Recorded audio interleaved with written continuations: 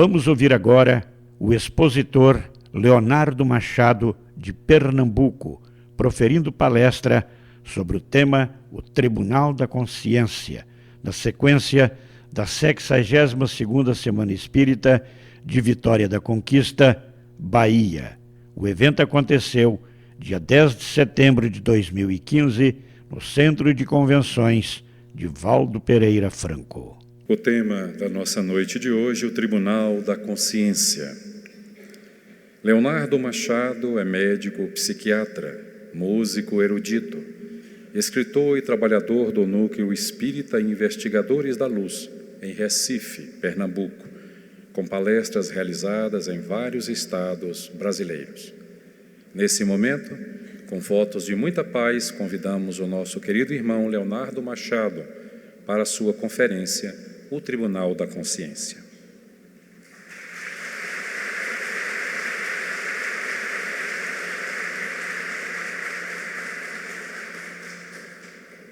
Queridos amigos, queridas amigas, internautas, uma boa noite. Trago um abraço fraterno lá da terra do frevo e do forró de Luiz Gonzaga, aqui para a Bahia, para a Vitória da Conquista, bem como pelas ondas da internet. Sempre gostei muito de uma poesia de Olavo Bilac, quando, inspirado, o poeta escreveu certo dia: ora direis ouvir estrelas, por certo perdeste o senso. Eu vos direi, no entanto, que para ouvi-las muitas vezes desperto e abro a janela pálido de espanto. E conversamos largo tempo enquanto a Via Láctea, como um palho aberto, cintila. E quando vem o sol, ainda saudoso e em pranto, eu as procuro pelo seu deserto. Direis agora, tresloucado amigo, que conversas com elas, que sentido tem o que dizem quando estão contigo? E eu vos direi, amai, porque só quem ama pode ter ouvido capaz de ouvir e de entender as estrelas. Certamente a fala de Olavo Bilac nos remete à luminosidade que permeia o universo e à possibilidade de, além da escuridão, termos um norte, termos um guia simbolizado pelas estrelas. Mas, ao mesmo tempo, a fala do poeta encantou gerações até o presente, porque certamente nos fala de um outro tipo de luz de que nós somos. Nos remete ao tropismo luminoso que todos nós possuímos na perspectiva evolutiva. Quando observamos, portanto, as estrelas, a luminosidade, a mensagem sutil e silenciosa do universo, logo nos damos conta que nós também somos essa luz em potencial. Não foi sem outra razão que Allan Kardec vai trazer um questionamento em O Livro dos Espíritos, logo na questão 621 de O Livro dos Espíritos, perguntando aos benfeitores onde estaria escrita, onde estaria grafada a lei de Deus. E os benfeitores são muito sucintos, objetivos na resposta, ao dizerem que está na consciência. Temos, portanto, essa luminosidade que tanto almejamos, simbolizada pela lei divina, pela lei do Criador, não apenas na mensagem sutil das estrelas e do universo, temos também dentro de nós, numa perspectiva da consciência moral, porque a palavra consciência vai ganhando uma série de acepções de acordo com o emprego. Por exemplo, numa área médica, quando estamos na emergência, atendendo, trabalhando, perguntamos se o paciente está vígil, nós estamos falando do nível de consciência, se ele está alerta, se ele está torporoso, se ele está sonolento. Nós, se adentrarmos uma fala psicanalítica, uma fala psicológica, e colocarmos o termo consciente, seria o contraponto de uma outra instância do nosso psiquismo, que nós não temos o conhecimento total, mas que existe, na qual Freud muito bem denominou do inconsciente. Mas o que os benfeitores colocam com a palavra na consciência do homem, do ser, é essa perspectiva espiritual, é essa perspectiva evolutiva, no sentido que o espírito possui um grau de adiantamento de tal maneira que o diferencia de outros reinos da natureza pela capacidade de se apropriar da lei de Deus pela consciência, pelo grau da razão, pela capacidade, portanto, do raciocínio, por essas funções, digamos assim, superiores.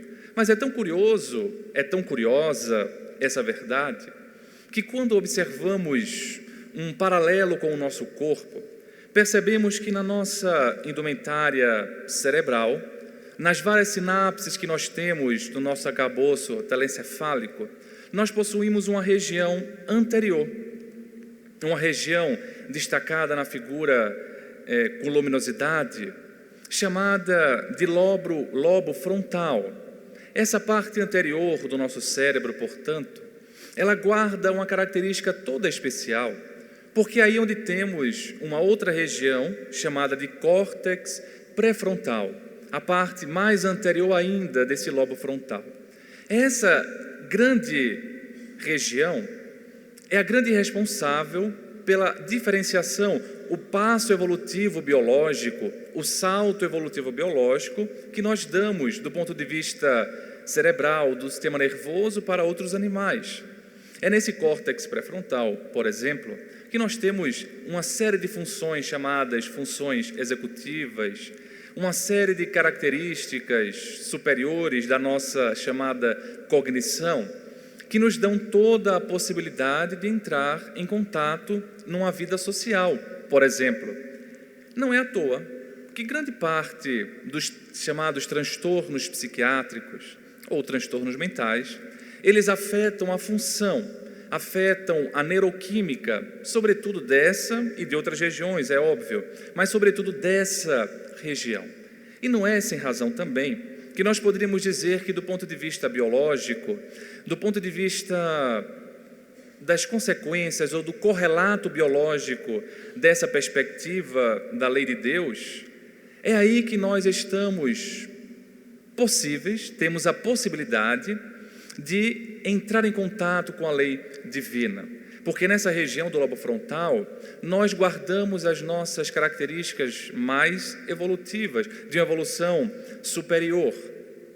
Em outras palavras, na fala de André Luiz, ou melhor, do benfeitor que narra o livro No Mundo Maior, esse lobo frontal seria uma região que ele coloca como sendo o superconsciente, ou a noção das coisas superiores, é a nossa capacidade de abstração.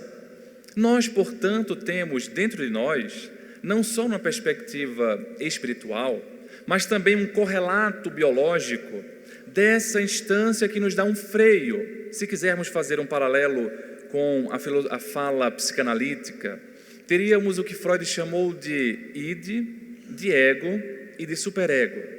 O id seria aquela instância que guarda as nossas pulsões, os nossos desejos e, sobretudo, a nossa vida inconsciente. O ego é aquela nossa representação principal que nós temos das nossas características. E no ego nós temos, sobretudo, uma vida psíquica consciente, embora não seja apenas consciente, mas, sobretudo, consciente. Mas temos uma instância chamada superego, ou supereu, ou ideal do ego, que é uma instância que nos dá o freio, é a instância que, por exemplo, nos dá o bloqueio de não realizar todos os desejos e todos os instintos que nós guardamos no nosso id. Esse superego, portanto, ou esse ideal do ego, se quiséssemos fazer um correlato biológico, um correlato cerebral, seria muito provavelmente estruturado nesse lobo frontal e nesse córtex pré-frontal. Dizemos isso porque é muito comum, numa discussão acadêmica ou numa discussão fora de um ambiente religioso, querermos encontrar argumentos de reduzir toda a lei de Deus ou todo o trabalho religioso como sendo uma mera convenção social. E eu propunha para uma aluna que de certa vez colocou essa perspectiva: e o que seria então o ser sem a cultura? Ah, doutor, falava ela para mim, essa doença que o senhor está falando é apenas uma questão social, é apenas uma questão cultural. E o que é que nós seríamos sem a nossa cultura? O que é que nós seríamos sem esse vínculo social?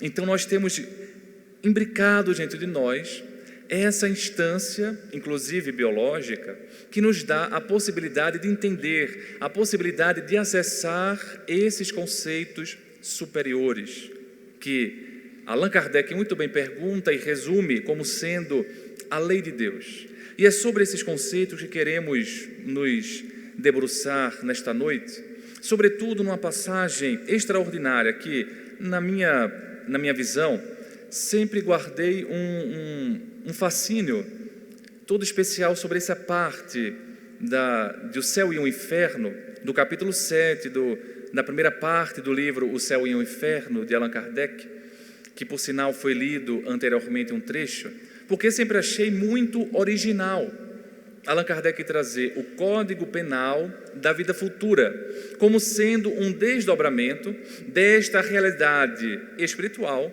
desta realidade moral e desta realidade biológica, de termos inscritos dentro de nós essa lei de Deus, essa lei que nós tanto admiramos no universo. Então, Allan Kardec desdobra como sendo o Código Penal da vida futura, como sendo uma característica da nossa consciência, como sendo um tribunal da nossa consciência, trazendo todos os desdobramentos. E logo do início, Allan Kardec vai falar do sofrimento e vai dizer de forma muito objetiva e muito apropriada que o sofrimento é inerente à imperfeição. O sofrimento é uma característica, é uma consequência do nosso lado imperfeito.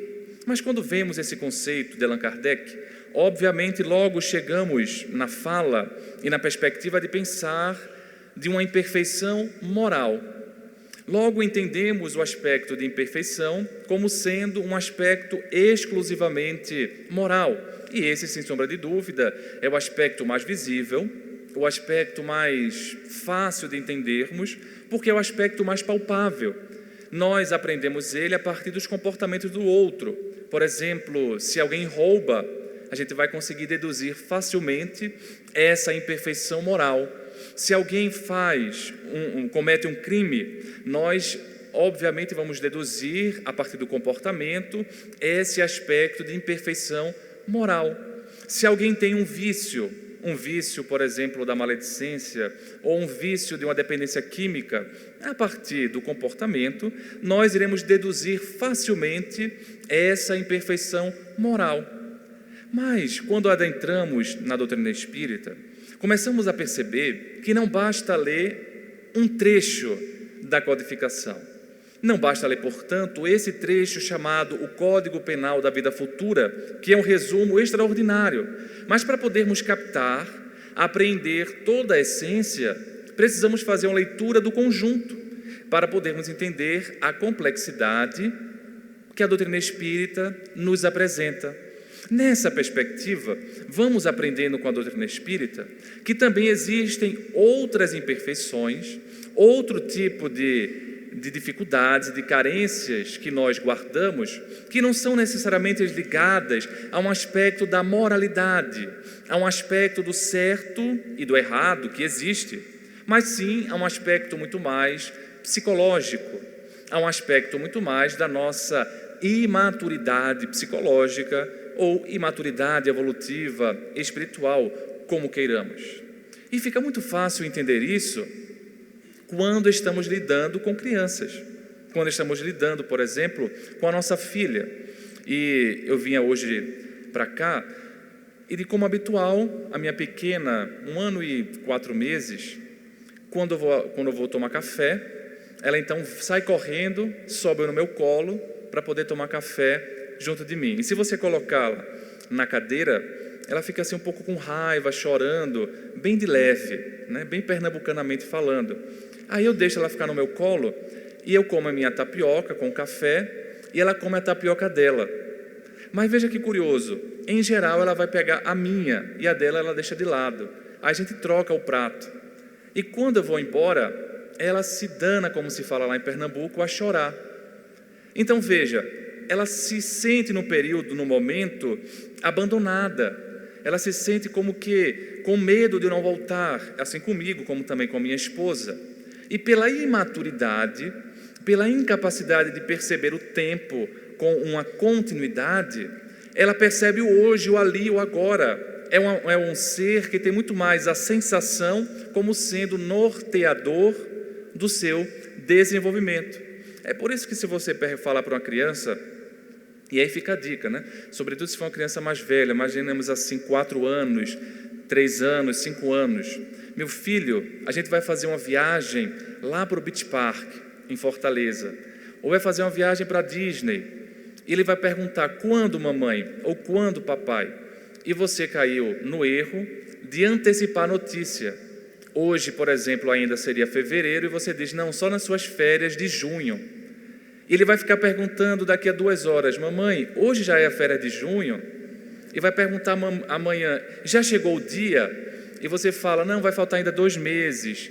Todo dia ele vai ficar perguntando, já passou 2 meses? Já se passaram 2 meses? Porque a noção do tempo é muito precária. Ele vai ainda construindo essa possibilidade de esperar. E, por exemplo, a minha filha não é uma criminosa para sofrer. Ou essa criança não é um criminoso do ponto de vista moral para estar sofrendo de véspera. Ele está sofrendo de véspera, como o ansioso sofre de véspera, ainda por uma imaturidade psicológica, ainda por uma imaturidade evolutiva. Então, o exemplo da criança consegue nos aparelhar muito bem dessa perspectiva de que o sofrimento é inerente às nossas imperfeições, tanto do ponto de vista moral, do certo e do errado, mas também do ponto de vista psicológico, das imaturidades que nós guardamos. E isso é muito importante que nós entendamos, porque vamos encontrar uma série de situações em que as pessoas ficam duplamente angustiadas. Quantas vezes eu não vejo, por exemplo, algumas pessoas com um transtorno obsessivo-compulsivo, o TOC, de uma característica mais grave, porque quando alguém está sendo muito simétrico, né? Está guardando muito as coisas, não está verificando a porta, todo mundo vai dar o diagnóstico, é uma característica muito mais frequente e muito mais divulgada. Mas existem algumas características do TOC muito mais dolorosas e que causam uma angústia até maior. Existem, por exemplo, algumas obsessões, como falamos na psiquiatria, alguns pensamentos que vêm de forma intrusiva, que na verdade são imagens. E a pessoa às vezes tem imagens de conteúdo sexual, por exemplo, que ela não alimenta. Ela não é uma pessoa que, nessa perspectiva atual, ela esteja verificando sempre filmes eróticos ou falando neste conteúdo. Como um jovem, certo dia ficava angustiado, porque ele, sendo muito católico, ele deixou de ir para a igreja, porque quando ele estava na igreja, durante a missa, o toque dele mostravam imagens obscenas, viam palavras de blasfêmia contra o padre, contra as imagens de santo, e ele então deixou de ir porque ele achou-se o pior dos piores cristãos, não entendendo que se tratava de uma doença que afeta o processamento dos pensamentos e faz como se fosse um repeteco desses pensamentos, causando uma angústia muito grande. E outro dia havia uma jovem, que obviamente a gente não fala o contexto, mas fala a sintomatologia para que possa ser facilmente entendido, que procurava ajuda, porque já faziam vários meses que ela aparecia com um quadro tão angustiante que vinham imagens de conteúdo agressivo e outra hora imagens de conteúdo sexual, e ela, para poder falar, ficava angustiada, e a primeira coisa que tivemos que falar para ela foi o seguinte: você não é má. Nem sabíamos o que ela ia dizer, mas você não é má por estar aqui se consultando com um psiquiatra, porque é curioso, muitas pessoas associam a imagem de uma consulta psiquiátrica e até também uma consulta psicológica como sendo uma maldade, algo do tipo. E então a jovenzinha falou: mas doutor, tem certeza que eu não sou uma pessoa ruim? Eu falei: tenho. Eu não tinha certeza, que eu não conhecia, mas eu paguei para ver. Eu tenho. Você pode ficar tranquila, você pode falar. E depois de um tempo ela foi então contando, ela me dizia assim: mas doutor, desde criança eu frequento a igreja, eu sou do grupo jovem, ajudei isso, ajudei aquilo, até hoje eu nunca namorei, e está vindo esses pensamentos na minha cabeça, 6 meses mais ou menos sem contar para ninguém, com medo do julgamento moral, quando na verdade se tratava de um sofrimento psicológico. E ela tendo um lado moral super reto, um lado moral super trabalhado do ponto de vista positivo. Então, há muitas situações em que nós fazemos um julgamento de forma precipitada. E eu tive então que dizer para ela que se tratava de uma doença e que na realidade ela era muito mais forte do que ela imaginava, porque aí vem uma outra característica. É muito comum a gente associar doenças da esfera psíquica como sendo sinônimo de fraqueza, como sendo sinônimo de uma fraqueza ou moral ou uma falta de fé. E eu então dizia para ela: olha, eu acho que você é muito mais forte, inclusive na sua fé, inclusive na sua resistência psicológica, do que você imagina, porque você nessa idade tão jovem guardou essa encrenca sozinha. Esse tempo todo, eram 6 meses, sem contar para ninguém, achando-se a pior da pior das pessoas. E eu dizia para ela: não sei se fosse comigo, eu teria a mesma resistência. Então eu encontro pessoas que estão no fundo de um quadro depressivo e, além de estarem sofrendo pela doença, sofrem também pela preocupação do julgamento moral que outras pessoas fazem e que ela mesma se faz. E muitas vezes a gente precisa levantar o aspecto do moral para dizê-las: é muito difícil você ficar um ano todo como você ficou, com esses pensamentos de morte sendo criados na sua cabeça e não cometer o suicídio. Eu devo dizer para você que você é muito mais forte do que você imagina, até para poder enfrentar o preconceito de estar aqui, até para poder enfrentar o medo de estar procurando ajuda, até para poder contar das suas intimidades para uma pessoa que você nunca viu até hoje.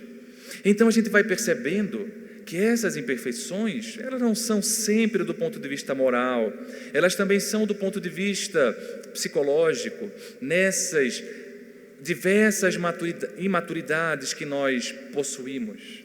Quantas pessoas a gente não vê que entram num quadro de dor profunda depois que um parente se vai pela morte? E muitos me dizem, religiosos, muitos espíritas: doutor, eu creio em Deus, mas falta a saudade. 50 anos eu fiquei com ele, eu já tinha a mesma rotina, eu já tinha o costume de dormir do lado dele. E como é que nós não vamos imaginar que essa pessoa não vai sentir um mínimo de sofrimento? Seria até algo doentio se ela não sentisse um mínimo de sofrimento, porque seria uma característica de uma frieza emocional muito grande. Como aquela senhora com esquizofrenia, durante 50 anos o marido era o norte dela, porque é muito comum também quando a pessoa recebe um diagnóstico como esquizofrenia, às vezes a família abandona ou aquele relacionamento não continua, e esse marido chamava atenção por estar continuando o casamento 50 anos depois, até que ele veio a desencarnar. Como é que a gente não vai imaginar que essa senhora não vai sentir o mínimo de dor? Ah, mas se tivesse fé, e eu digo o contrário, se não tivesse fé, aí sim seria um desespero.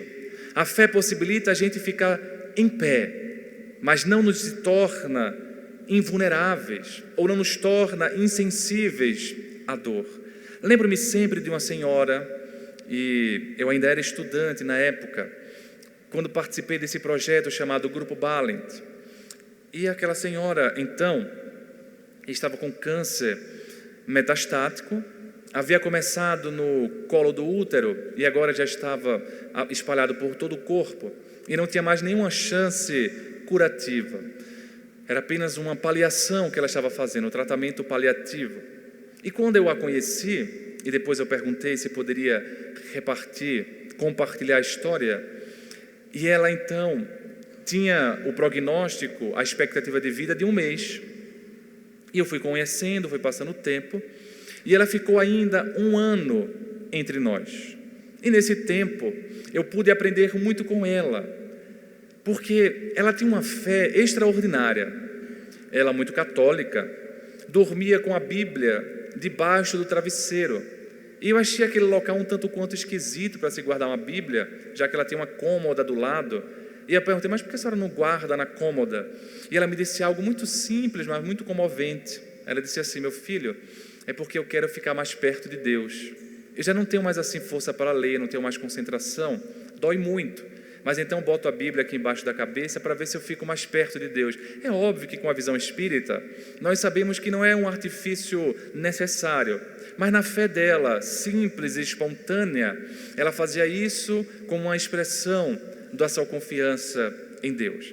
Essa senhora, portanto, eu acompanhei 1 ano, até o momento culminante da sua desencarnação, que tive talvez o privilégio de acompanhar e de ajudar até nos últimos instantes. Mas me chamou a atenção nesse aspecto da fé, da dor, do lado moral, um dia em que um grupo de religiosas estava fazendo o trabalho caritativo e estava rezando nos leitos dos hospitais. Mas já eram 4h55 da tarde e o expediente delas acabava às 5 horas em ponto. Então elas já estavam assim apressadas, né? Porque estava todo mundo já cansado de fazer tanta prece no hospital, e essa paciente foi a última, coitada. Então a prece dela foi assim, meio como que a prece de um pernambucano chamado Joãozinho, né? Diz, para podermos descontrair um pouco, diz que Joãozinho estava na escola, pernambucano, e a professora perguntou assim para a classe: meus filhos, qual é o bicho papão que vocês têm mais medo? Aí um falou assim: eu tenho medo do Saci Pererê. Eu tenho medo da comadre Flozinha, do folclore brasileiro. E Joãozinho, pernambucano, ou cearense, gaiato, respondeu assim: professora, eu tenho medo do Malamé. E ninguém soube quem era o Malamé. E perguntaram assim: mas Joãozinho, quem é esse tal de Malamé? Porque ninguém conhece esse bicho papão. E ele respondeu: professora, olha, eu também não sei quem é, mas deve ser um bicho muito esquisito, muito assim feroz, porque todas as noites, manhã me coloca para dormir e fala assim: mas livrai-me do Malamé. É um Pai Nosso tão rápido que vai emendando, né? Pai Nosso que está no céu, Malamé.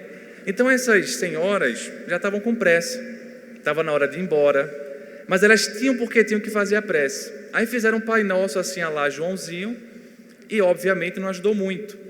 E coitada da paciente, naquele momento, naquele justo momento, ela chorou. E uma dessas senhoras mais religiosas, assim, sargentona, olhou para ela e falou: minha filha, você não tem fé não? Então minha paciente ficou angustiada e falou: eu tenho fé. Então engula o choro, confie em Deus, confie em Jesus. E foi-se embora. Não precisa dizer que depois dessa prece, essa senhora ficou muito mais angustiada, porque além de estar com dor de metástase óssea, que ela me dizia assim, a morfina era como água, não passava dor, agora ela estava com uma dor moral, porque ela, sendo muito religiosa, se achava uma pessoa sem fé. E ela então me dizia assim, como que se defendendo de uma acusação, e dizia: meu filho, eu tenho fé, mas o que é que eu posso fazer? Está doendo. E então eu respondi no mesmo tom: chore, minha filha, porque eu duvido que se fosse com essa senhora ela não chorava. Eu acho que ela espernearia de tanta dor. Você tem fé, mas está doendo. Então a fé consegue sim nos ajudar a suportar, sem revolta. Eis aí a diferença. mas não nos impede de sentirmos os sofrimentos que são inerentes, às vezes, às nossas imaturidades espirituais. Lembro-me sempre de uma fala, de uma narrativa de Emmanuel, no livro Paulo e Estevão. E quem é da área psiquiatra ou psicólogo das áreas afins, lendo a descrição detalhada de Emmanuel sobre Abigail, vai perceber claramente que Abigail estava ali melancólica ao extremo. Depois do episódio de Saulo não mais ficar com ela, e depois de Estevão também ser morto, enfim, toda aquela tragédia, Abigail sobrevive, mas vive os dias numa profunda melancolia. Mas a diferença de Abigail para outros quadros que vemos de melancolia, de depressão, é porque Abigail tinha uma fé, e essa fé, essa certeza de uma providência divina, fazia com que ela não se revoltasse, embora sentisse a dor da saudade, a dor da desilusão, mas não se revoltasse contra a vida, contra Saulo, contra Deus. Mas ela sofria, porque ainda não era imune ao sofrimento. Eis porque o Evangelho traz uma página notável sobre uma outra causa de melancolia, poderíamos dizer uma outra causa de um quadro depressivo, seria a saudade de um espaço superior, a saudade de um mundo espiritual de onde viemos. Enfim, existem todas essas características que fazem sofrimentos em nós e não necessariamente nos colocam na posição de ser um criminoso do ponto de vista moral. E é importante que entendamos isso, para que a gente não potencialize o nosso sofrimento. Ao contrário, entenda as nossas limitações, as nossas imaturidades, as nossas dificuldades de crescimento, que vão fazer com que nós, com o tempo, possamos ir crescendo também do ponto de vista de maturidade psicológica.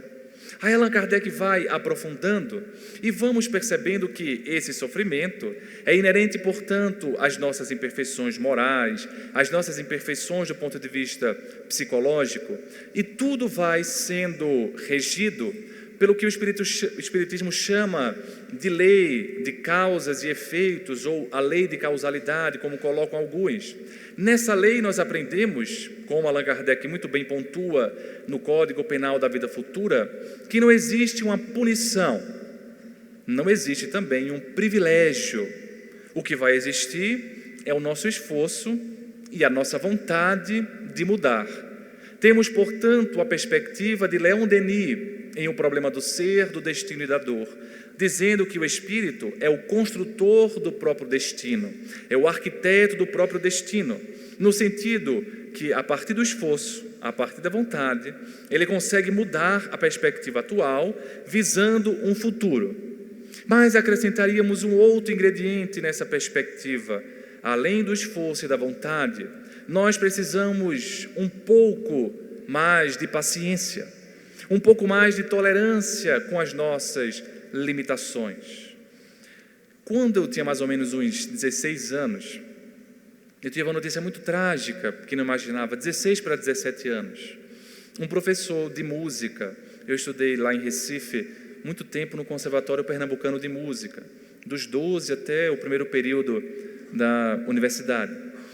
Então, estudei lá a formação erudita, e estudei violão erudito e outras coisas. E criei um vínculo de amizade com um professor. E além das aulas, a gente se encontrava às vezes para ensaiar. Lembro-me ainda hoje de um ensaio, num sábado à tarde, para um concurso que eu e um colega, outro violonista amador, iríamos participar. E o professor então seria aquele coordenador dos ensaios, e nós então fomos até a casa dele. Então criamos um vínculo muito positivo. E mais ou menos com 16, 17 anos, eu recebi a notícia de que esse professor havia se matado de uma forma muito trágica. Eu não sabia, naquela época, que eu ia lidar com esse sofrimento do suicídio diariamente, constantemente, do ponto de vista profissional. E era a primeira pessoa próxima, e ainda hoje uma das únicas, que havia tirado a própria existência. Aquilo me comoveu de tal modo que eu, sendo espírita desde do berço de uma família espírita, Recorri ao que eu achava que era a única coisa que eu podia fazer, já que não tinha contato com a família, com os filhos, não podia, portanto, ter um consolo direto com eles, era talvez orar. E a partir da prece, eu me dediquei diariamente a rezar para esse professor, para que ele pudesse receber um lenitivo, receber uma ajuda, receber um auxílio. E lá, depois de algum tempo, numa reunião mediúnica, uma médium que não sabia da situação recebeu uma mensagem em um espírito, um benfeitor, me dizia o seguinte, nessas palavras: meu filho, as suas preces estão sendo ouvidas, Deus não desampara ninguém, mas nós recomendamos que, além da prece, você também tenha um pouco mais de paciência, porque as leis de Deus não podem ser modificadas de uma para outra hora. Continue orando, mas no seu íntimo diminua o seu grau de angústia, o seu grau de ansiedade, porque para o caso do seu professor vai ser preciso também o recurso do tempo, além das tuas preces e das preces que outros faziam.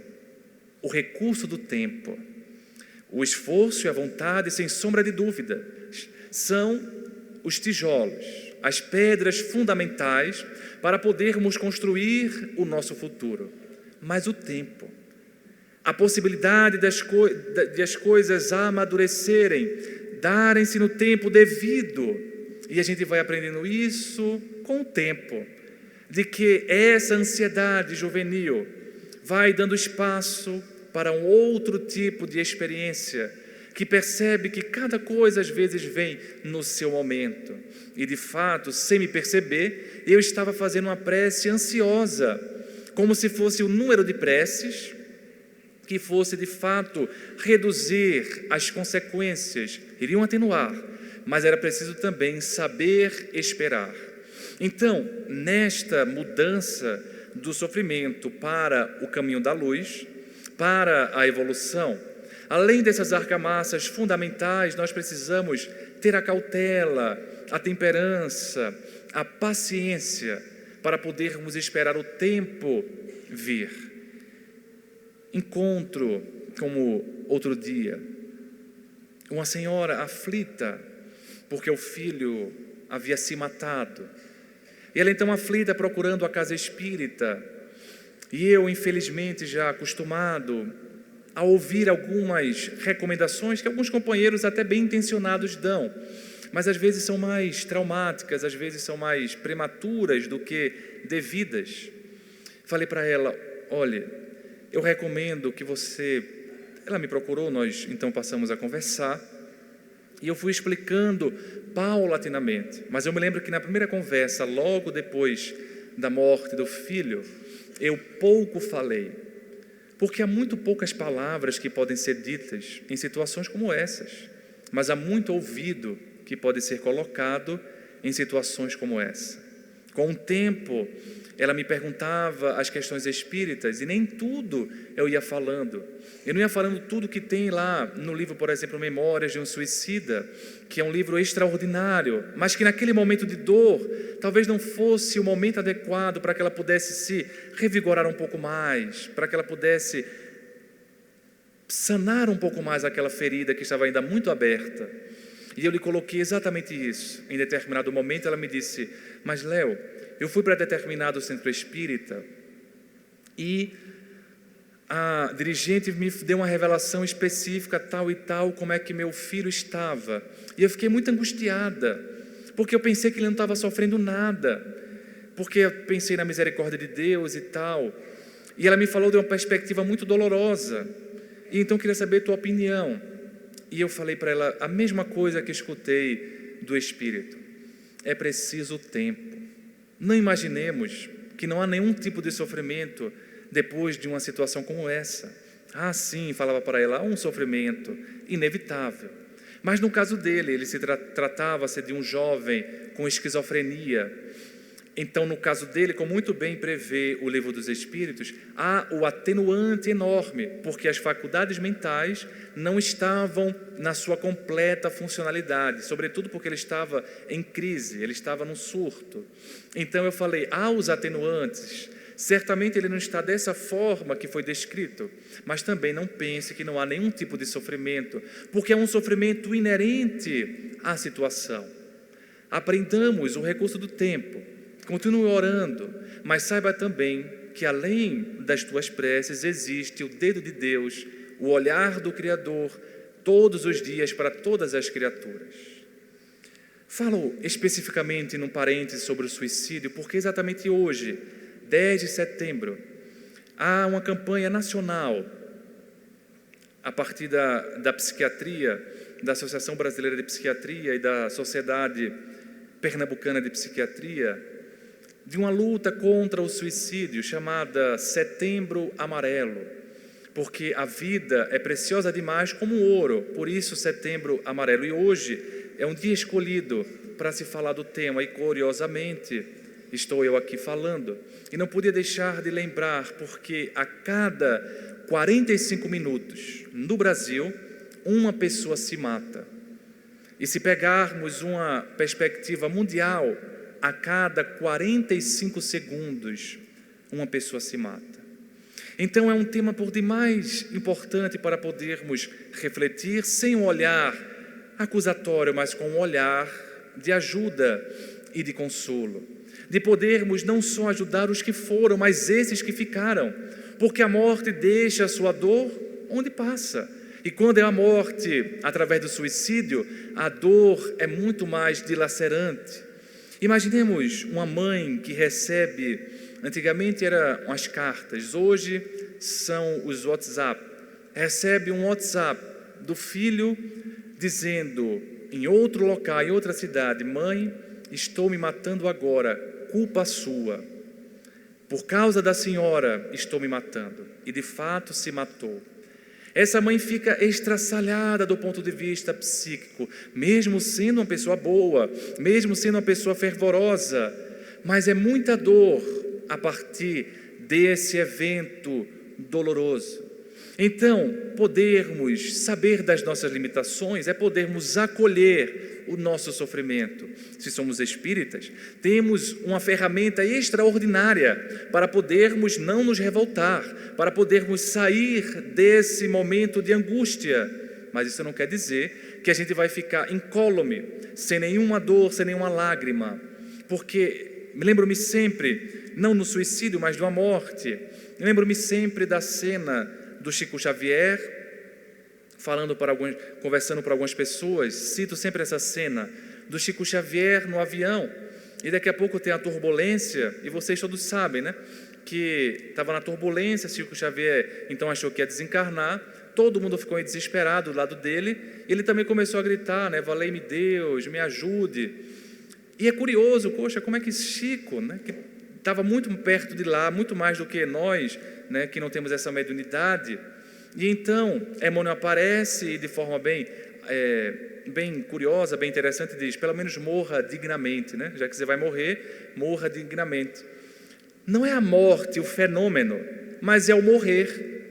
Então, o medo da morte e as consequências da morte, às vezes não são da morte o fenômeno, porque a partir da religião, a partir do espiritismo, nós vamos aprendendo como se processa, como se dá, e vamos perdendo um pouco esse medo. Mas ele vai ganhando outras perspectivas, o medo de morrer. E quem é espírita, às vezes, não tem medo do morrer, dizem. Quase todo mundo tem, mas dizem que não, alguns. Mas dizem assim, Léo, eu tenho medo, como é que vai ser lá? E se eu ficar que nem o irmão Jacó? E se eu ficar que nem o livro lá, voltei? Se eu for para o umbral, ou seja, é o medo do que vai encontrar, né? Então, existem os vários medos que permeiam essa temática e, como consequência, as várias angústias que são naturais, mas que a gente vai avançando. Nessa perspectiva, Allan Kardec se debruça sobre a lei de causalidade num ponto culminante e fundamental, que é que é a questão da culpa. E a culpa, ela se processa como sendo um instrumento poderoso para nós impulsionarmos a nossa evolução. A culpa nesse processo de sofrimento, nesse processo de causalidade para a evolução, ela é uma ferramenta indispensável para impulsionar a nossa evolução. Entretanto, Allan Kardec vai desdobrar nesse Código Penal da Vida Futura as etapas para que essa culpa de fato seja um instrumento importante para a nossa evolução. Porque não basta ficarmos na culpa, o primeiro passo, chamado arrependimento. Não basta ficarmos na culpa no segundo passo, chamado expiação. É preciso passar pelo arrependimento, entrar no sofrimento expiatório, como consequência natural, mas avançarmos em direção da reparação, como propõe a seta. Porque quando fazemos esses passos, completamos o processo que a culpa nos propõe, que é o processo de resgate, que é o processo de melhora. Se ficamos presos no primeiro ponto, no arrependimento, essa culpa não vai possibilitar nada para aquela pessoa que sofreu as consequências. Nem vai possibilitar muito pouca coisa para nós, se esse sofrimento foi causado por nós mesmos. A vítima fomos nós mesmos. Mas se a gente fica na expiação também, porque, por exemplo, se eu piso no pé de fulano, não vai adiantar nada ficar apenas pedindo desculpa, ficar apenas chorando, sofrendo. Ai, meu Deus, eu sou inútil, eu sou muito burro, eu sou muito isso. E não ir lá e tentar fazer um curativo no pé de fulano ou de cicrano. Para podermos, portanto, crescer nessa proposta de causalidade, nessa proposta evolutiva, temos que passar pelo arrependimento, passar pela expiação e adentrarmos, de fato, na reparação. Mas o que acontece e o que vemos nos dias de hoje, não só nos arraiais espíritas, mas em várias situações, é que muitos de nós ficamos presos nesse primeiro passo. Ficamos na culpa tormentosa, ficamos na culpa tóxica, na culpa que não consegue sair para a reparação. E a gente vai vendo isso em várias cenas. Lembro-me de uma amiga que dizia assim: ah, Léo, eu tenho muito azar. Ela colocava. E eu perguntei por quê? Ela me dizia assim: só porque eu só arrumo homem que não presta. Eu não sei, essa terra, era lá em Pernambuco, não era aqui na Bahia, lá em Pernambuco. Essa terra não tem ninguém que presta. E então ela colocou todos os rosários de dores, decepções. Enfim, estava solteira naquele momento. Depois de alguns meses, ela começou uma paquera, e da paquera começou um namoro. Então ela me disse, eu encontrei em determinado momento e perguntei: como é que está o namoro? Ah, está tudo ótimo. Fazia só 15 dias, né? Está tudo ótimo. Depois de 2 meses, eu perguntei: e aí, como é que está o namoro? Está mais ou menos. Depois de 4 meses, eu perguntei: e aí? Ah, Léo, acabou. Quem foi que acabou? Fui eu. Ele era um cara também que não prestava? Não, ao contrário. Ele era muito bonzinho, era muito pegajoso, era muito sentimental, muito romântico para o meu gosto. Ela falou assim: eu gosto de coisa de pegada. Ela disse lá na fala dela. E depois reclamava azar.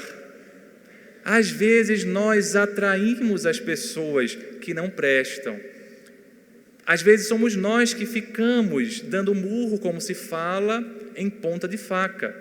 É a culpa que nós temos e não detectamos, a culpa tóxica que faz com que a gente fique sempre sofrendo, se punindo, num verdadeiro masoquismo psíquico, espiritual. Freud observou muito bem. Ele fez uma nota em um dos seus livros fantástica. Ele percebia o seguinte: que muitas vezes, muitos pacientes, quando estavam no momento melhor do tratamento, abandonavam. E depois de vários meses voltavam pior ou então como tinham chegado. E ele então perguntava o motivo do abandono, eles diziam: porque eu achava que estava bom e tal. E Freud então lança a perspectiva: é uma culpa que faz com que as pessoas queiram voltar à posição de sofrimento. Está tudo dando certo, a pessoa resolve mudar, resolve abandonar o tratamento, e o que mais acontece é isso. Grande parte das pessoas que ficam tendo depressões recorrentes, várias vezes, quando você vai ver o histórico: doutor, quando deu assim 1 mês, 2 meses, eu abandonei, eu me dei alta. Como todo mundo tem um pouco de médico. e todo mundo também tem um pouco de louco, a gente então vai se dando alta, como queiramos. É a culpa tóxica que vai fazendo com que a gente fique num comportamento masoquista, às vezes. Então, resumindo essa perspectiva, pegando os conceitos de Joana de Ângeles, pegando os conceitos do próprio Allan Kardec nessa passagem de O Céu e o Inferno, bem como algumas conceituações psicológicas e da minha prática clínica, a gente foi observando alguns tipos de culpa que a gente vai então enumerando, que não é uma classificação oficial, é apenas uma classificação didática para podermos perceber todos esses estágios. A primeira culpa é a chamada culpa responsável. É a culpa que consegue passar por toda essa seta do arrependimento, chega até a reparação. É a culpa, portanto, que nos dá a sensação de esperança, porque ao invés de nos colocar um desespero, nos dá a esperança de que estamos, de fato, modificando o nosso futuro.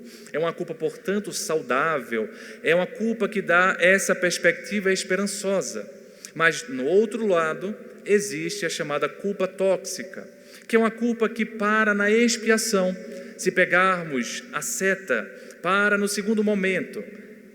A pessoa se arrepende, sai do arrependimento, mas fica na expiação, fica no segundo momento, não chega no momento reparatório da dor que causou para o outro e para si mesmo. Então, por ficar preso na expiação, um indivíduo que tem a culpa tóxica, ele não consegue sentir esperança, nem consegue se sentir saudável, psíquica e espiritualmente falando. Ele se sente angustiado, porque ele fica ruminando, ele fica aprisionado nesta perspectiva. E para que a gente possa ilustrar uma situação, eu lembro de um caso de um amigo que me contou, ele também da área médica, psiquiatra, me dizia um caso muito interessante. Ele atendendo uma vez na emergência, chegou uma senhora pedindo uma receita de determinada substância, determinada medicação psiquiátrica, e como era uma emergência, ele falou que não podia prescrever, ela insistiu, ele então disse, primeiro então me conte a sua história, que aí eu vejo se a senhora precisa ou não.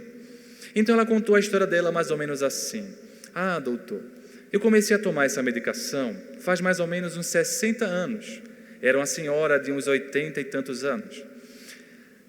Eu tomei a medicação quando eu fiquei internada no hospital psiquiátrico, foi a única vez que eu fiquei, porque naquela época eu fiquei louca e começou a chorar. Esse amigo perguntou o que havia acontecido, então ela continuou a narração.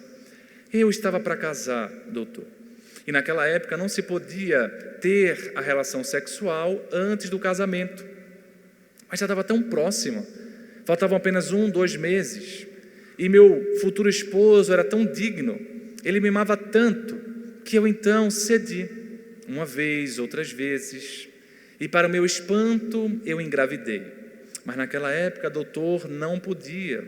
Eu fiquei super angustiada, mas eu pensei, ele é um homem íntegro, ele vai assumir o filho, vai assumir essa dificuldade, seremos felizes para sempre. Fui então ao encontro dele, e quando contei a situação, ele me abandonou dizendo o seguinte, você é uma mulher de má vida, porque se você não conseguiu resistir aos meus encantos, quando você ficar sozinha por uma viagem minha a trabalho e tal, você também não vai resistir ao encanto da vizinhança. Você é uma mulher de má vida. Eu achei isso tão estranho, né? Mas estava passando na época uma minissérie do Jorge Amado, aqui na Bahia, que acontecia algo semelhante. Aí eu vi que de fato acontecia essas coisas. E então ele me abandonou, doutor. Eu cheguei em casa, falei para o meu pai, e meu pai, um pernambucano brabo, disse que não ficava assim de jeito nenhum. Pegou a arma dele, foi ao encontro do meu ex-futuro esposo, não sei bem, e ele falou assim, ou você casa, ou você morre. O que é que você prefere? E então aquele pernambucano respondeu da seguinte forma, olha, se eu morrer, não vai desfazer a gravidez da sua filha. Ao contrário, todo mundo vai saber, vai ser uma tragédia pior ainda, você vai preso. Então, eu proponho nós fazermos o abortamento. Matamos a criança, eu sigo minha vida em outro local, A sua filha faz os truques dela para permanecer na suposta virgindade e então todos seremos felizes para sempre. Eu não queria, doutor, mas eu achei que era a única solução, então aqueci. Logo depois de ali, fizemos o abortamento, mas no outro dia eu me vi louca. Eu entrei numa crise histérica tão grande que me internaram, fiquei 2 meses internada no hospital psiquiátrico e desde lá tomo essa medicação. Eu me casei de novo, tive outros filhos, mas eu nunca consegui ser totalmente feliz. Eu ainda lembro daquele menino, daquela menina, não sei bem o sexo, não cheguei a saber. Mas eu estou feliz hoje, doutor, porque hoje eu estou grávida de novo. Aí o colega achou estranho e perguntou, mas você não tem 83 anos? Ela falou, sim, mas um milagre de Deus me fez engravidar. E a acompanhante falou, pois é, doutor, ela tem essa gravidez aí psicológica, a gente já fez várias ultrassons e a paciente respondeu, foi meu filho que voltou para a barriga e eu estou feliz. 60 anos depois, a consciência de culpa, numa culpa tóxica, não conseguia libertar essa senhora. E 60 anos depois, a culpa ainda fazendo com que ela expiasse, sem adentrar no caminho reparatório. Essa não é a culpa que a doutrina espírita promove ou propaga. Essa não é a culpa que Jesus nos falava quando o seu antecessor dizia arrependei-vos. Não é essa a culpa. Essa é a culpa tóxica que não leva apenas ao adoecimento, ao desconforto psicológico e espiritual. Mas pior do que essa, existem ainda outras situações que a gente vai enumerando como sendo, num outro extremo, a situação em que a pessoa não sente culpa. É uma frieza emocional, geralmente caracterizada ou característica de pessoas que têm, em geral, um transtorno de personalidade antissocial ou são psicopatas, como se fala popularmente. São espíritos tão endurecidos que não têm nem a capacidade de sentir culpa. Se pegássemos aquela seta, eles não chegam nem no arrependimento, eles estão num período anterior à seta. Tamanha a frieza emocional em que se encontram. Lembro-me de um senhor com transtorno antissocial de personalidade que procurava ajuda em determinado momento para não cometer de novo os mesmos erros que cometia. E eu então, em determinado momento, quando o vínculo terapêutico já estava mais forte, eu lhe perguntei, eu estou vendo que o senhor está vindo para as consultas, já faz mais ou menos uns 3 meses que estás vindo. Eu então deduzo que se você quer mudar a sua vida, é porque você se arrependeu do passado. E ele me respondeu de forma surpreendente, não, eu não me arrependo do que fiz. Mas você quer mudar? Sim. Então você se arrependeu? Não, não me arrependi. Então eu mudei a pergunta, se você pudesse voltar no passado, você faria diferente? Não, não faria. E eu achei uma das coisas mais paradoxais que vi na clínica, na parte profissional, porque ele queria mudar, mas não se sentia culpado, nem sentia remorso, não sentia arrependimento. Total desorganização psíquica, espiritual e moral, aí também moral, que ele estava. E aqueles que trabalhamos em reuniões mediúnicas, nos grupos espíritas, de vez em quando pegamos esses espíritos e conversamos. E eles são os mais difíceis, porque é muito difícil eles se modificarem, tamanha a esterilidade que ainda tem no coração. É provável que essa pessoa citada ela já esteja pelo menos um pequeno passo à frente, porque apesar de não estar arrependido, ele queria mudar. E o que acontece, geralmente, a pessoa não está arrependida e nem quer mudar. Ela continua nas mesmas perspectivas de erro. Mas uma outra situação, nós chamamos de culpa superficial. Diferentemente da culpa tóxica, ou talvez fosse um subtipo da culpa tóxica, em que a pessoa fica no processo expiatório, se pegássemos aquela seta, esse indivíduo que tem uma culpa superficial ficaria apenas no arrependimento, ficaria apenas no primeiro momento, na primeira etapa que chamamos de arrependimento. E como consequência, eles utilizam um pseudo-sofrimento para se vitimizarem e para manipularem os outros para conseguirem, através do que a gente chama no popular de uma chantagem emocional. Geralmente também tem algum transtorno de personalidade, muitas vezes uma personalidade borderline, muitas vezes uma personalidade histriônica, dificuldades extremas no caráter, que fazem com que utilizem esse pseudo-arrependimento, que não chega na via do sofrimento, apenas fica na primeira etapa, para manipular e chantagear. Talvez consigamos entender esse quadro se pegarmos a situação de relacionamento. Porque alguém que tem uma culpa responsável, nos relacionamentos sociais, é muito mais fácil de lidar, porque ele tem também uma gratidão lúcida. Também não são terminologias oficiais, são apenas didáticas. Aquele que não tem culpa, muitas vezes também não consegue sentir gratidão, tamanha a frieza emocional. Mas o que dá mais, digamos assim, pano para manga, são essas duas situações intermediárias. Aquela culpa tóxica, em que o indivíduo fica na expiação apenas, porque ele gera uma gratidão neurótica. Ele se sente tão culpado que ele acaba sendo, no que uma colega, uma psicanalista dizia assim, acaba sendo um devedor perpétuo ou um devedor eterno. Como assim? Eles sempre acham que têm culpa, eles sempre acham que devem coisas para os outros. E com isso, facilmente são manipulados porque tem um grau de insegurança emocional, espiritual, psicológica muito grande.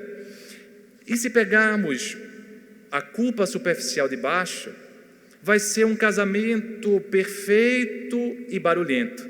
Porque alguém que tem uma culpa superficial não chega nem a ter a expiação, fica apenas no arrependimento e, consequentemente, é uma gratidão rasa, uma gratidão também superficial.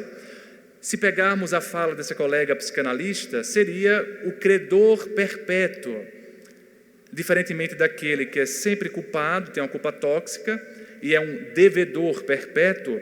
Esse aqui é um credor perpétuo, ou seja, todo mundo deve para ele, todo mundo tem que ajudá-lo, todo mundo tem que fazer as coisas para ele. E é muito difícil lidar com essas situações, a não ser que eu seja alguém que tenha uma gratidão neurótica, que tenha uma questão de me achar culpado e devedor de todo mundo e me case com uma fulana que é uma credora perpétua.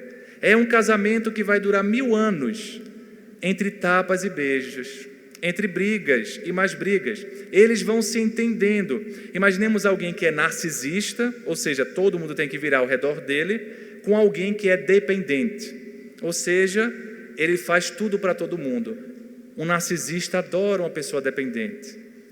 Adora porque ali vai ficar quase um relacionamento de bajulação. Da mesma forma, alguém que é um devedor perpétuo, que se casa com um credor perpétuo. Vai ficar mais fácil com esse exemplo. E aí a gente vai contar o fato, porque é muito elucidativo. Eu estava em determinado dia, numa sexta-feira, depois do consultório normal, eu tinha uma coisa chamada cota social, e aí onde a gente atende gratuitamente e tudo mais. Então, nesse dia, depois de acabar, eu ia atender algumas pessoas nessa cota social, mas Recife, assim, é uma cidade que o trânsito não flui muito bem, sabe? Não tem engarrafamento. E aí é muito comum os pacientes chegarem atrasados. Eu que fico esperando, viu? Não é os pacientes que esperam o médico lá, não. Sou eu que espero os pacientes lá por causa do engarrafamento. Pois bem, naquele dia todo mundo escolheu chegar atrasado. E aí os atrasos foram se acumulando e coitada da última pessoa. Esperou mais ou menos 1h30 para ser atendida e chegou mais cedo. Essa pessoa era justamente alguém da cota social. Então era mais ou menos 8h da noite quando eu atendi e ela abriu a porta do consultório já com pedras na mão, dizendo assim: isso é um absurdo, gritando, assim, de forma muito brava.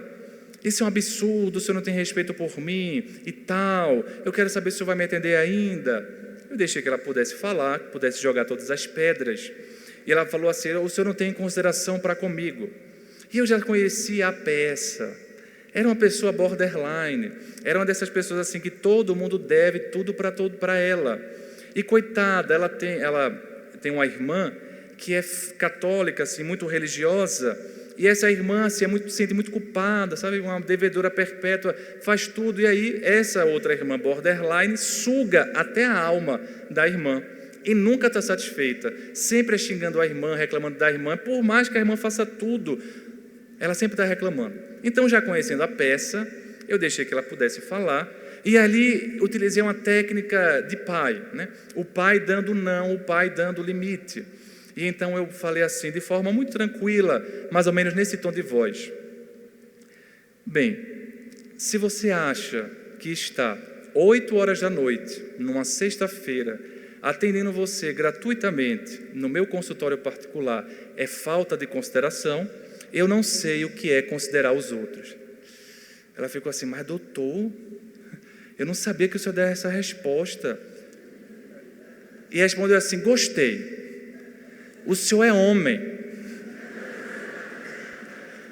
Obrigado. E ela então me disse, eu gostei, doutor, porque eu preciso mesmo, às vezes eu sou veja que ela respondeu, às vezes eu sou uma criança rebelde, reclamo de tudo, pareço um adolescente, nunca estou satisfeita com nada. Se eu chegasse aqui dando 7 pedras na sua mão, e se eu também ficasse todo mansinho, eu dizia, esse doutor é muito frouxo, não presta não. Ela queria o limite, ela queria o não, que não recebeu na vida, na educação e lá, etc. Eu lembrei do Divaldo de determinado momento, ele estava lá em Recife fazendo um seminário pela Federação Espírita Pernambucana e eu estava ajudando. E me chamou a atenção, como sempre chama, a disposição física, porque ele já estava ali naquele ano, 82 anos, e fez a palestra, mais ou menos 1 hora, aí fez um intervalo, e no intervalo eu perguntei, Divaldo, o senhor quer beber uma água, quer fazer um lanche, enfim, ele, não, vou ficar assinando os livros. Aí se formou uma fila quilométrica, e a gente imaginou que ele não conseguiria assinar todo mundo. E ele então começou a assinar e fez uma aposta comigo, falou, Léo, quer ver que eu consigo terminar? Vamos ver. E quando terminar, ele se estendeu, era meia hora, o intervalo se estendeu 45 minutos, ele conseguiu e falou assim, brincando, o velhinho está em forma, né, Léo? E conseguiu terminar.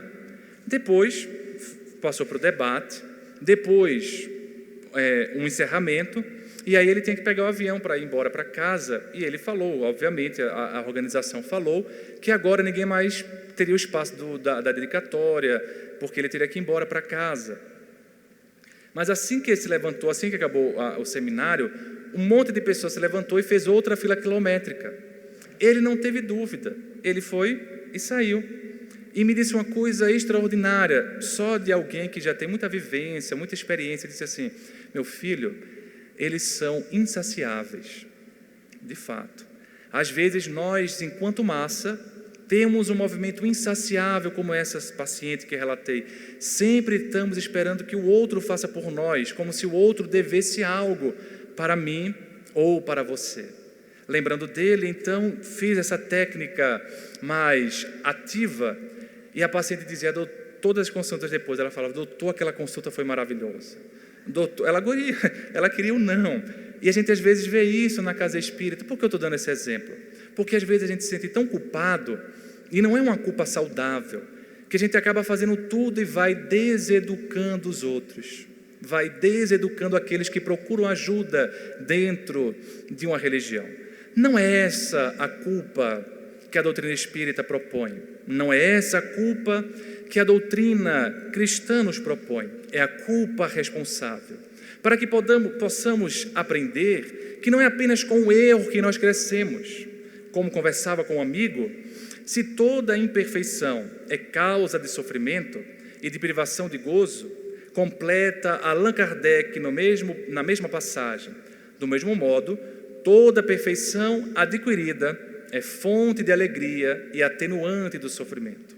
Allan Kardec propõe essa imagem. A felicidade é a soma das nossas perfeições. O sofrimento, o somatório das nossas imperfeições. Precisamos equilibrar a balança e não é necessário que a gente erre. A gente pode escolher o caminho do acerto, o caminho do amor, o caminho da perspectiva luminosa. Para isso, precisamos mudar a nossa visão.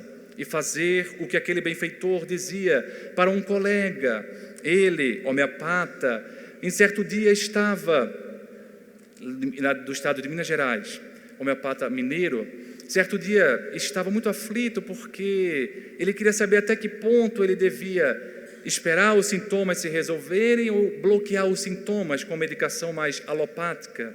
E recebeu a seguinte mensagem que eu achei extraordinária, dizendo assim dos benfeitores: meu filho, você tem que ter cuidado para não entrar no masoquismo do ideal. Essa é uma outra culpa muito sutil. Em nome de fazer tudo muito perfeito, a gente esquece de fazer tudo bom. E diria uma jovem, uma aluna, dizia assim: meu professor, meu pai me ensinou que o excelente é inimigo do bom. Não é que a gente está dizendo assim para a gente se contentar com pouco. A gente deve buscar a excelência, mas deve também saber que o bom já é bom para a nossa perspectiva espiritual. Porque senão vai ficar que nem um quadro neurótico de um toque, que a pessoa quer tanta simetria que é impossível, que ela deixa tudo bagunçado.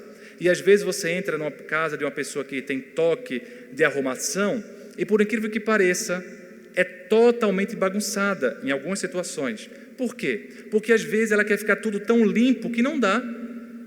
Quer ficar tudo tão esterilizado que não dá. Então ela deixa tudo bagunçado. Ou ela faz perfeito ou não faz. Ou é tudo ou é nada. E aí a gente não consegue medir o equilíbrio. Se a gente pudesse, portanto, relembrando o céu e o inferno, resumir as nossas reflexões da noite em uma palavra, nós diríamos que o tribunal da nossa consciência não deve ser aquele tribunal implacável, rígido, também não deve ser um tribunal pusilânime, um tribunal frouxo demais, indulgente demais para com os erros, mas deve ser um tribunal de equilíbrio. O equilíbrio na medida certa, saber as próprias limitações e saber que às vezes só o tempo, como muito bem sintetiza Castro Alves pelas penas de Chico Xavier no Parnaso, sintetizando a evolução humana, sintetizando a luta que nós travamos conosco, com a nossa consciência, com a vida, com o mundo, para podermos chegar numa esfera mais feliz. O poeta resume dizendo que há mistérios peregrinos nos mistérios dos destinos que nos mandam renascer. Da eterna luz nascemos, múltiplas vidas vivemos, para a mesma luz podermos volver. Mas buscamos aqui na humanidade as verdades da verdade, sedentos de paz e de amor. Mas em meio aos mortos-vivos, somos míseros cativos da iniquidade e da dor. É a luta eterna, é a luta bendita em que o espírito se agita nas tramas da evolução. É a oficina onde a alma presa forja a luz, forja também a grandeza da sublime perfeição. É a gota d'água que vai caindo no arbusto que vai subindo, pleno de seiva e verdor. Ou o fragmento do estrume que se transforma em perfume na corola de uma flor. É a própria flor que terna expirando, cai no solo e vai fecundando o chão duro que produz. Mas nesse cair, deixa um aroma leve, naragem que passa breve nas madrugadas de luz. É a rija bigorna ou o malho, a enxada fazendo o pão, ou o escopro dos escultores que conseguem transformar as pedras em flores, em carraras de eleição. É a própria dor que, através dos anos, dos algozes, dos tiranos, anjos puríssimos faz, e transforma mesmo os neros rudes em arautos de virtudes, em mensageiros de paz, porque tudo evolui, tudo sonha, na imortal ânsia risonha de mais subir, mais galgar, porque a vida é luz, a vida é esplendor, já que Deus é o seu autor, e o universo, portanto, é o seu altar. É por isso que aqui na terra às vezes se acendem radiosos faróis que esplendem dentro dessas trevas mortais, e suas rútilas passagens deixam fulgores, deixam também imagens em reflexos que são perenais. É o sacrifício do Cristo, portentoso, jamais visto, no sofrimento da cruz, sintetizando toda a piedade, e cujo amor à verdade nenhuma pena traduz. É Sócrates bebendo a cicuta, é César trazendo a luta, tirânico e conquistador, mas sobretudo Cellini com sua arte, ainda às vezes o sabre de Bonaparte, o grande conquistador, é Anchieta que foi ensinando o índio ainda infeliz, mas sobretudo o exemplo de humildade, de extremosa caridade do pobrezinho de Assis. Por isso que nós dizemos: benditos sejam aqueles que a luz e o bem semeiam, porque um dia também eles encontrarão a ventura que tanto anseiam nas cenas do progredir. É por isso que nesta semana uma excelsa voz ressoa e no universo inteiro ecoa partindo daqui e de outros pontos astrais e nos diz: para frente, caminhai. O amor é a luz a que se alcança. Tenham fé, tenhamos esperança. Para o infinito, marchemos. Muito obrigado.